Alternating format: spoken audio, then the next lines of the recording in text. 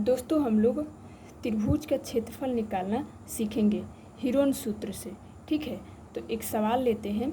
सवाल है, उस त्रिभुज का क्षेत्रफल ज्ञात कीजिए जिसकी भुजाएं क्रमशः 12 सेंटीमीटर, 14 सेंटीमीटर व 16 सेंटीमीटर है।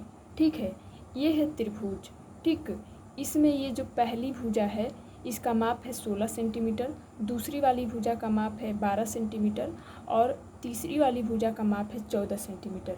ठीक है, इस त्रिभुज का निकालना है क्षेत्रफल हीरोन फार्मूला से। तो दोस्तों चलिए सबसे पहले हीरोन सूत्र को लिख लेते हैं।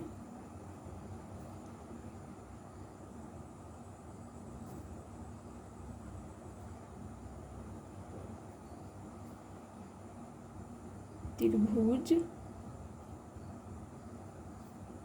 का क्षेत्रफल बराबर under root S into S minus A into S minus B into S minus C. ठीक है, हीरोन फार्मूला यही होता है, under root S into S minus A into S minus B into S minus C. ठीक, तो चलिए सबसे पहले इस सूत्र को समझ लेते हैं कि इसमें एस ए बी सी जो है ये क्या है। इसमें एस जो आप लोग देख रहे हैं, एस इस त्रिभुज के अर्ध परिमाप है। ठीक, और ए बी सी जो देख रहे हैं ये इस त्रिभुज की तीनों भुजाएं हैं। ए इसकी पहली भुजा, बी इसकी दूसरी भुजा और सी इसकी तीसरी भुजा। ठीक, तो अब देखिए दोस्तों, देखिए ए, तो इन तीनों भुजाओं में से किसी को भी आप ए मान सकते हैं। तो चलिए हम लोग मान लेते हैं कि ये ए है। ठीक, और इसको हम लोग बी मान लेते हैं और इसको हम लोग सी मान लेते हैं। ठीक, तो तीनों भुजाओं की माप तो मालूम चल गई, लेकिन यहाँ पे जो एस है ये नहीं मालूम है, तो इसको हम लोगों को मालूम करना है।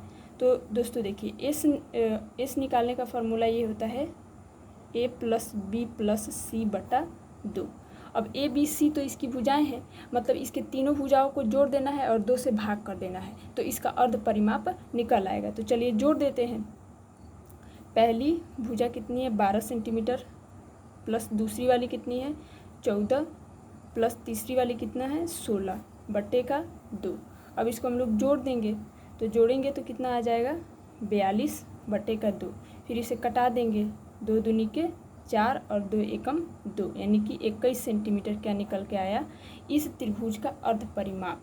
ये क्या है एस। ठीक, अब हम लोग को करना यही है कि इस हीरोन फार्मूला में एस ए बी सी का मान रख करके हल कर देना है, त्रिभुज का क्षेत्रफल निकल आएगा। तो चलिए रखते हैं, त्रिभुज का क्षेत्रफल बराबर अंडर रूट एस कितना है, एस है तो एस कितना है 21 सेंटीमीटर, तो यहाँ पे रख देंगे 21। फिर आगे क्या है, फिर एस है तो एस की जगह पे 21, फिर क्या है माइनस, फिर क्या है ए, तो ए यहाँ पे कितना है 12 सेंटीमीटर, तो यहाँ पे रख देंगे 12। फिर ब्रैकेट को बंद कर देंगे। फिर क्या है एस, तो एस के जगह पे रखेंगे 21। फिर आगे क्या है माइनस, फिर क्या है बी, तो बी यहाँ पे कितना है 14 सेंटीमीटर, तो यहाँ पे रख देंगे 14। ठीक है, फिर क्या है एस, तो एस के जगह पे 21, फिर माइनस है, फिर सी, तो सी कितना है 16 सेंटीमीटर, तो यहाँ पे रख देंगे 16। ठीक है, अब इसको सॉल्व कर देंगे। 21 गुणे 21 में से 12 को घटाएंगे तो कितना आएगा 9। फिर गुणे 21 में से 14 को घटाएंगे तो कितना आएगा 7। गुणे 21 में से 16 को घटाएंगे तो कितना आएगा 5। ठीक, अब इसका निकालना है क्या वर्गमूल। तो दोस्तों वर्गमूल 2 तरह से निकाला जाता है, एक भाग विधि से और दूसरा अभाज्य गुणनखंड विधि से। तो चलिए हम लोग यहाँ पर वर्गमूल अभाज्य गुणनखंड विधि से निकालते हैं। ठीक, तो उसके लिए क्या करना होगा, 21 का अभाज्य गुणनखंड करना होगा। तो इसका अभाज्य गुणनखंड क्या होगा 3 गुणे 7। फिर 9 का करना होगा, तो इसका क्या होगा 3 गुणे 3, और 7 का तो 7 ही रहेगा, अब 5 का 5 ही रहेगा। ठीक, अब क्या करेंगे हम लोग, देखिए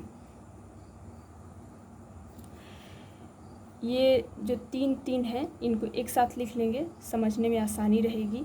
3 गुणे 3, फिर 7 7 को एक साथ, 7 गुणे 7 गुणे 5। ठीक है, अब हम लोग क्या करेंगे कि दो समान संख्याओं का समूह बनाएंगे। तो ये बन गया दो समान संख्याओं का समूह, क्योंकि दो संख्या भी हैं और समान भी हैं। यहाँ भी बन रहा है दो समान संख्याओं का समूह, क्योंकि यहाँ भी दो संख्या है और समान है। ठीक है, तो दो समूह बन गया है। ठीक, एक ये और एक ये। अब हम लोगों को प्रत्येक समूह से एक एक संख्या निकाल करके अंडर रूट से बाहर लिखना है। तो यहाँ से एक संख्या निकालेंगे 3, फिर गुणा का निशान, फिर यहाँ से भी एक संख्या निकाल लेंगे 7। और जिनका जोड़ा नहीं बना हुआ है तो वो अंडर रूट के अंदर ही रहेंगे।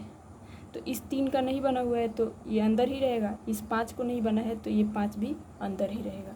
अब हम लोग क्या करेंगे कि 3 का गुणा 7 से कर देंगे, 3 7 21, फिर अंडर रूट के अंदर क्या है 3 गुणे 5, तो 3 का गुणा 5 से कर देंगे तो क्या हो जाएगा 15। ठीक है, यानी कि 21 अंडर रूट 15 सेंटीमीटर स्क्वायर क्या निकल के आया, इस त्रिभुज का क्षेत्रफल।